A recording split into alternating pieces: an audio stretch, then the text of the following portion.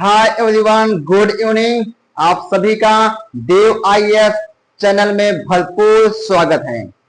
हाय, आप सब कैसे हैं? आई होप यू कि आप सब लोग ठीक होंगे। तो आज का क्लास में टॉपिक है किसी भी एग्जाम को पास करने का 10 टिप्स हैं। जी मेरे भाइयों, आज हम बात करने वाले हैं कि कोई भी एग्जाम, कैसा भी एग्जाम हो, किसी भी एग्जाम को पास करने का कुछ टिप्स हैं। 10 टिप्स हम बताने वाले हैं। अगर ये 10 टिप्स को आप फॉलो करते हैं, 100% गारंटी है कि आप कोई भी एग्जाम, अगर कंपटीशन की कोई भी एग्जाम या बोर्ड एग्जाम या कॉलेज का एग्जाम, कोई भी एग्जाम आप तैयारी कर रहे हैं तो 100% गारंटी है आप उस एग्जाम को क्वालिफाई कर पाएंगे। तो सबसे पहला टिप्स क्या है? सबसे पहला टिप्स है, सबसे पहले आप एग्जाम कौन सा है?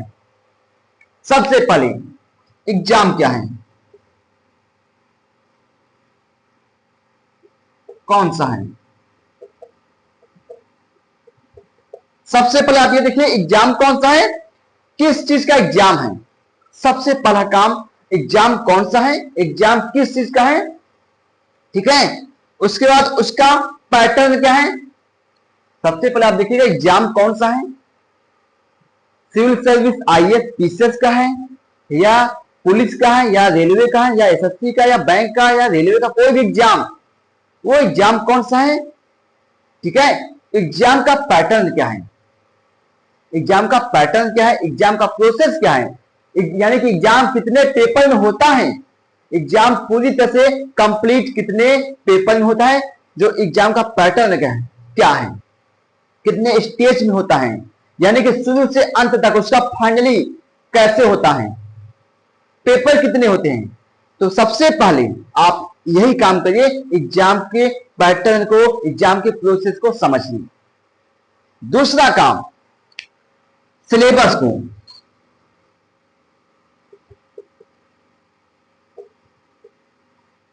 सिलेबस को देखिए, ठीक है। सबसे दूसरा काम, सिलेबस क्या है, कितना सिलेबस है, कोर्स कितने समय में कंप्लीट हो पाएगा, कंप्लीट कितने समय में हो पाएगा, उसका सिलेबस क्या है, उसका कोर्स क्या है। सबसे पहले आपने ये देखा एग्जाम कौन सा है, किस चीज का एग्जाम है, उसका पैटर्न क्या है, उसका प्रोसेस क्या है, कितने स्टेज में होता है वो एग्जाम, कितने पेपर हैं। उसके बाद सिलेबस को देखिए, सिलेबस कितना है, कितने समय में वो सिलेबस कंप्लीट हो पाएगा, उसका कोर्स कितने समय में कंप्लीट हो पाएगा, इस बात को समझिएगा। उसके बाद तीसरा टिप्स क्या है कि पिछले लास्ट 10 इयर्स का पेपर देखिए। क्या देखिए? पेपर देखिए, पिछले 10 इयर्स, लास्ट 10 इयर्स, 10 साल का पेपर आप देखिए, ठीक है। आप क्या देखिए? पेपर देखिए। पेपर को देखने के बाद आप ये देखेंगे, पेपर देखने से क्या होता है, आप ये देखेंगे कि लेवल कैसा है, पैटर्न कैसा है, क्वेश्चन कहां से आ रहा है, उसका क्वालिटी कैसी है, क्या पढ़ना है और क्या नहीं पढ़ना है, आप ये समझ पाएंगे पेपर देखने से। तो तीसरा पॉइंट है 10 साल का पेपर देखिए, कोई भी एग्जाम हो। चौथा पॉइंट, यह देखो एग्जाम कब है। चौथा पॉइंट कि एग्जाम कब है। ये सब देखने के बाद आप चौथे पॉइंट में ये देखिए एग्जाम कब है, एग्जाम कब है, एग्जाम कब है, उसके अनुसार, उसी के अनुसार अपना क्या बनाइए, एक प्रकार से अपना ड्यूरेशन टाइम टेबल, अपना टाइम टेबल बनाइए, टाइम टेबल बनाइए, एक प्रकार से अपना टाइम टेबल बनाइए, एग्जाम कब है उसके हिसाब से। जैसे मान लीजिए एग्जाम 1 साल बाद है या 2 साल बाद है, उसके हिसाब से अपने कोर्स कंप्लीट करना है, सिलेबस को पूरा करना है, उसके हिसाब से अपना एक शेड्यूल बनाइए, क्या बनाइए? शेड्यूल बनाइए या टाइम टेबल, या टाइम टेबल शेड्यूल बनाइए। पांचवा पॉइंट क्या है? उसी के अकॉर्डिंग अपना शेड्यूल बनाइए, टाइम टेबल बनाइए कि हमें कब तक में, ये 2 साल के अंदर या 1 साल के अंदर अपना पूरा सिलेबस कंप्लीट करना है, कोर्स कंप्लीट करना है। छठवां टिप्स क्या है? फिर सिलेबस के अकॉर्डिंग बुक लिस्ट और नोट्स। सिलेबस के अकॉर्डिंग, सिलेबस से बाहर नहीं, सिलेबस के अंदर ही। सिलेबस के अकॉर्डिंग बुक लिस्ट और नोट्स बनाइए। क्या बनाना है? बुक लिस्ट और नोट्स बनाना है सिलेबस के अकॉर्डिंग। जैसा सिलेबस है उतना ही, उससे बाहर नहीं। और अपने रिसोर्सेस को, अपने बुक लिस्ट को, अपने नोट्स को एक लिमिट रखिए, उतना ही जितना सिलेबस की डिमांड है, जितना कि पेपर में क्वेश्चन आ रहे हैं, उसके अकॉर्डिंग आपको अपना बुक लिस्ट तैयार करना है, नोट्स तैयार करना है। ठीक है?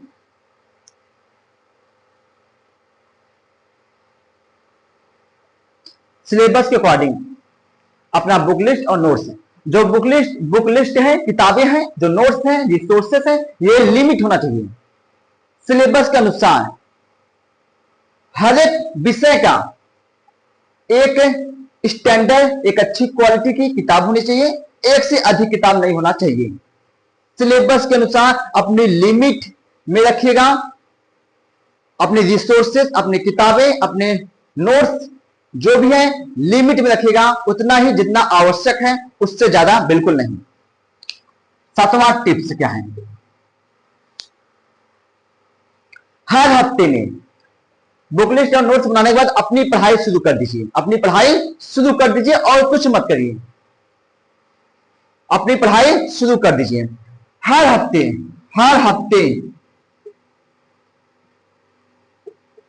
या 15 दिन में, 15 डेज में, या एवरी वीक में, हर हफ्ते 15 डेज में अपना सिलेबस को देखना है। हर हफ्ते में या 15 दिन में एक बार अपना सिलेबस देखना है और साथ ही साथ पेपर को देखना है। सिलेबस को देखना है, पेपर को देखना है। सिलेबस और पेपर को देखते हुए अपनी पढ़ाई कंटिन्यू रखना है। सिलेबस देखिए, फिर पेपर देखिए, उसके अनुसार अपनी स्टडी कंटिन्यू करना है उसी किताबों से। आठवां टिप्स क्या है? आठवां टिप्स ये है, अब ऐसे ही आपको अपनी पढ़ाई कंटिन्यू रखना है। बुक लिस्ट और नोट्स को हर हफ्ते 15 दिन में सिलेबस और पेपर, सिलेबस और पेपर को हर हफ्ते देखना है। हर 15 दिन में एक बार देखना है। 15 दिन में एक बार अपना सिलेबस और पेपर को देखना है। लास्ट 10 ईयर्स का जो पेपर है उसको देखना है और पढ़ाई कंटिन्यू रखना है, जारी रखना है। एग्जाम से ठीक पहले आठवां टिप्स है, एग्जाम से ठीक 3 या 4 महीना पहले ही आपको पिछले 10 साल का, 15 साल का पेपर की प्रैक्टिस करनी है। एग्जाम से ठीक 3 महीना या 4 महीना पहले, कोई भी एग्जाम हो, एग्जाम से ठीक 3 महीना या 4 महीना पहले ही आपको उस एग्जाम के पेपर की प्रैक्टिस करनी है। पिछले 10 साल, 15 साल या मॉक टेस्ट देना है। मॉक टेस्ट से बेटर है कि आप पिछले 10 साल या 15 साल का प्रैक्टिस करनी है। 9वां टिप्स क्या है? और जो आप प्रैक्टिस करेंगे 3-4 महीना पहले ही, एग्जाम से ठीक 3-4 महीना पहले ही जो आप प्रैक्टिस करेंगे, माहौल ऐसा होना चाहिए कि आप एग्जाम में बैठे हैं। ऐसा एनवायरनमेंट होना चाहिए कि आप एग्जाम के हॉल में बैठे हैं। कंटिन्यू 2 घंटे 3 घंटे जितने ड्यूरेशन का, जितने टाइम का आपका पेपर होगा, उसी के अकॉर्डिंग आपको उतना टाइम देना है। एकदम माहौल, एनवायरमेंट, वातावरण एकदम एग्जाम के हॉल के जैसा होना चाहिए। आप ये मानकर चलिए कि आप एग्जाम में बैठे हैं, उसी के अकॉर्डिंग आपको प्रैक्टिस करनी है। क्योंकि होता ना कि मैदान में उतरने से पहले आप एक बार घर में प्रैक्टिस कर लें। कोई भी फील्ड हो, अगर कहीं आपको अपना परफॉर्मेंस दिखाना है, अपना जलवा दिखाना है, तो एक बार उसकी प्रैक्टिस जरूरी है। फिर है लास्ट है 9वां टिप्स। क्या है 9वां टिप्स? ये है 9वां टिप्स ये है कि अपना रिसोर्स या किताबें, इसको क्या करना है? लिमिट में रखना है। लिमिट में मतलब जैसा सिलेबस है उसी के अनुसार किताबों को लिमिट में रखना है। बहुत ज्यादा किताबें लाकर लाइब्रेरी जैसा नहीं माहौल बनाना है। किताबें कम रहेंगी तो ज्यादा अच्छा रहेगा, आपका माइंड भी काम उसी के अनुसार काम करेगा। पता लगा किताबें ज्यादा हो गई, किताबों को देख देख कर दिमाग खराब हो गए हैं। तो अपना रिसोर्स और किताबों को लिमिट में रखना है। जितना सिलेबस है उसी के अनुसार किताबों को लाना है। हर एक विषय का, हर एक सब्जेक्ट का एक स्टैंडर्ड क्वालिटी की किताब होनी चाहिए। उसी किताब को बार बार पढ़ना है, एक ही किताब को पढ़ना है। जैसे मान लीजिए ज्योग्राफी की एक ही किताब होनी चाहिए। जो भी है वो सोच समझ कर लीजिए कि इस एग्जाम के लिए कौन सी किताब, कौन सी राइटर ज्यादा अच्छा होगा। इस बात को अच्छे से भली भांति समझ लीजिएगा, उसके बाद तब आप किताब लीजिएगा। ठीक है, देख लीजिएगा कि कौन सी बुक अच्छी रहेगी, उसके बाद ही आप किताब लीजिएगा। और एक बार जो किताब ले लीजिएगा उसको बार बार पढ़ना है। किताबें नहीं चेंज करनी है, एक ही किताब को कई बार स्टडी करनी है, 10 बार, 12 बार, 15 बार। उसी किताब को बार बार रिविजन करना है और कुछ नहीं करना है। तो अपने रिसोर्स और किताबों को लिमिट में रखना है, उसी को बार बार रिवीजन करना है, उसी को बार बार दोहराना है, याद करना है, उसको बदलना नहीं है। ठीक है, लास्ट और लास्ट टिप्स है। लास्ट टिप्स क्या है?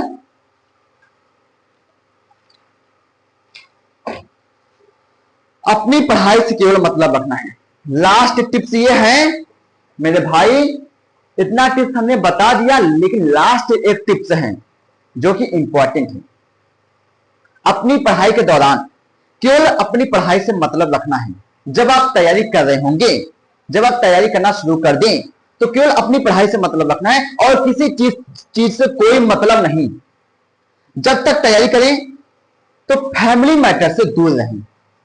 जब तक आप तैयारी करें, हमने बताया कि जब तक आप तैयारी करें, जब पढ़ाई करना शुरू कर दें, तो केवल अपनी पढ़ाई से मतलब रखना है, किसी और चीजों से मतलब बिल्कुल नहीं। अवॉइड कर दो, केवल और केवल आपको अपनी पढ़ाई से मतलब रखना, किसी और चीज से कोई मतलब नहीं होना चाहिए। अपनी फैमिली मैटर से दूर रहना चाहिए। फैमिली मैटर जैसे किसी का झगड़ा, कोई वाद विवाद, घर में क्या हो रहा है, क्या नहीं हो रहा है, घर का बन रहा है कि नहीं बन रहा है, घर की मतलब क्या चीजें हो रही हैं, किसी का शादी विवाह हो रहा है कि नहीं हो रहा है। ठीक है, छोटी छोटी बातों को लेकर अपने दिमाग को डिस्टर्ब नहीं करना है। फैमिली मैटर को आपको सुलझाना अभी नहीं है। कई लोग हैं उसको ठीक कर लेंगे, फैमिली मैटर के चक्कर में नहीं पड़ना है कि भाई क्या कर रहा है, बहन क्या कर रही है, माता पिता क्या कर रहे हैं, किससे झगड़ा विवाद हो रहा है, आस पड़ोस मैटर, आस पास की बातें, आपको इन सबसे दूर रहना है।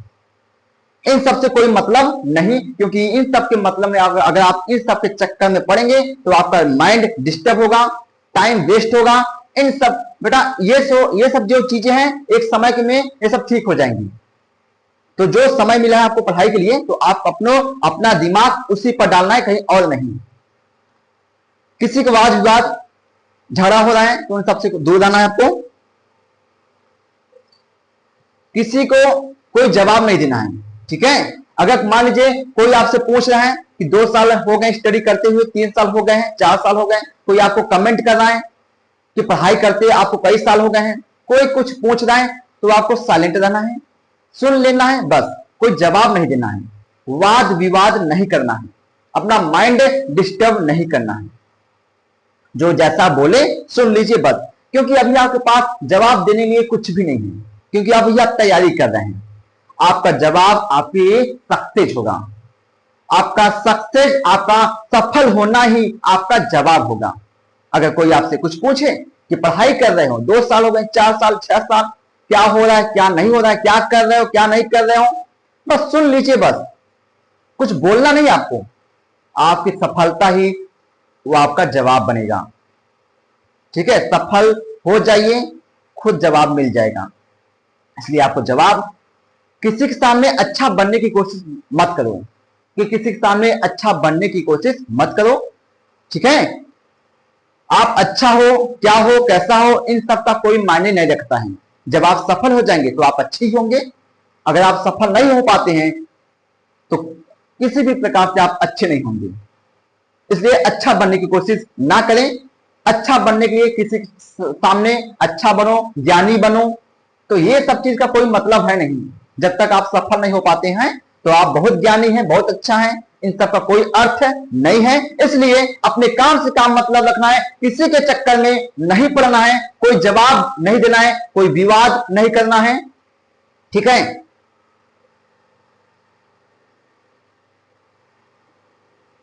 साथ ही साथ आप क्या कर रहे हैं, क्या नहीं कर रहे हैं, ये किसी को बताना नहीं है। आप कौन सी स्टडी कर रहे हैं, कौन सी तैयारी कर रहे हैं, यह किसी को बताने की आवश्यकता नहीं है, किसी को नहीं बताना है। और केवल अपनी पढ़ाई से मतलब रखना है। आप अगर रूम लेकर कहीं जा रहे हैं, बाहर जा रहे हैं या घर में ही जा रहे हैं, तो केवल कोशिश करिए कहीं मत जाइए, कहीं मत जाइए। जब तक आप तैयारी कर रहे हो, जब तक आप अपनी पढ़ाई कर रहे हो, तो कहीं मत जाइए, केवल अपनी पढ़ाई पर ध्यान दीजिए। कहीं आने जाने की आवश्यकता आपको नहीं है। और साथ ही साथ आपको कोई बिजनेस नहीं करना है, कोई बिजनेस नहीं करना है, कोई धंधा पानी नहीं करना है, कोई नौकरी नहीं करनी है। अगर हाँ पार्ट टाइम छोटा से कोई नौकरी मिल जाए, पार्ट टाइम जॉब मिल जाए, तो आप वो जॉब कर सकते हैं। ठीक है, फालतू के चक्कर नहीं पड़ना है।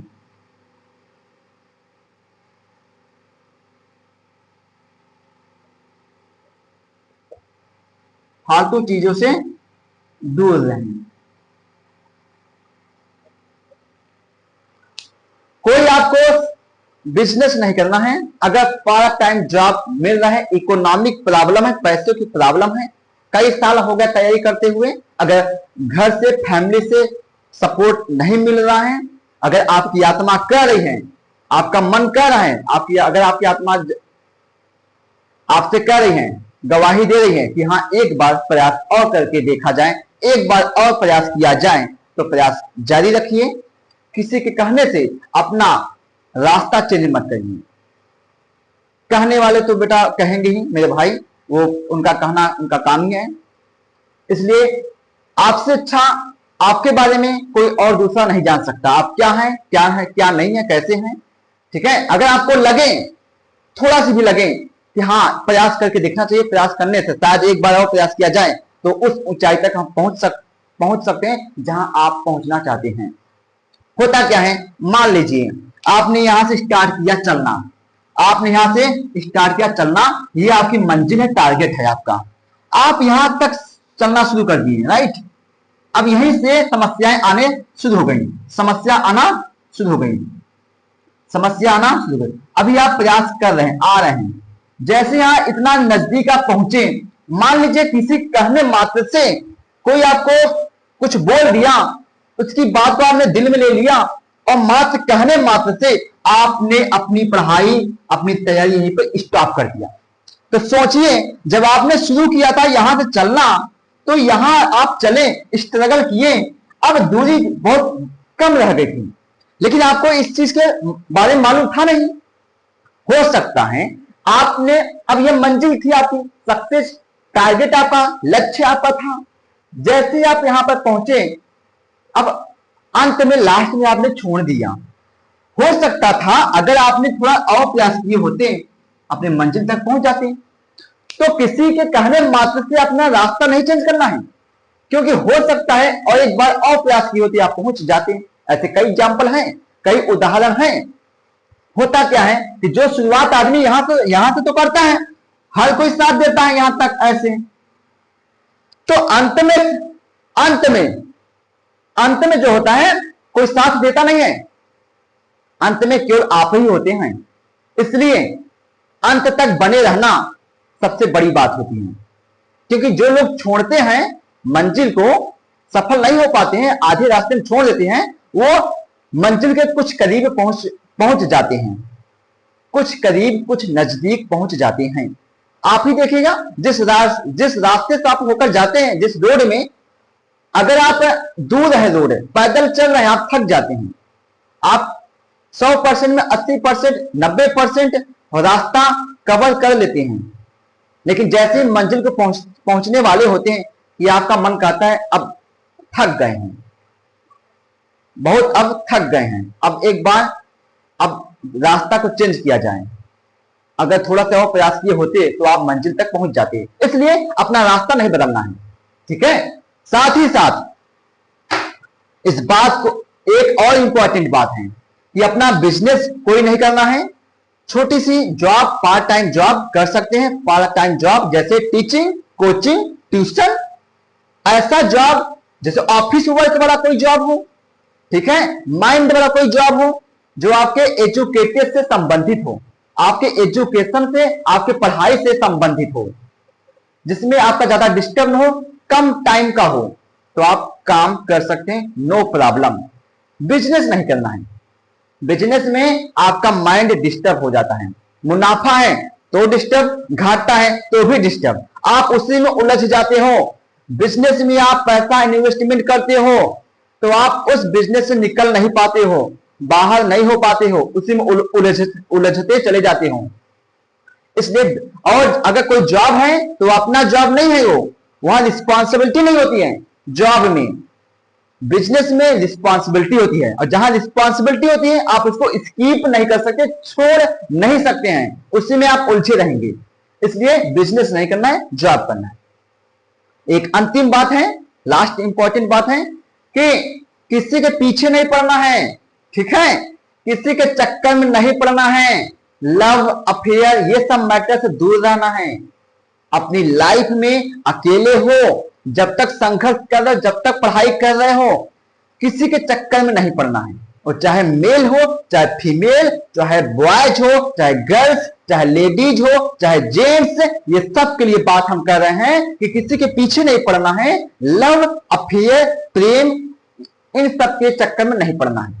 इन सब से आपका ध्यान भटकेगा, आप हमेशा उसी के बारे में सोचते रह जाएंगे, अपनी पढ़ाई से आप दूर हो जाएंगे, आपको पता ही नहीं चलेगा कि हमने कब अपना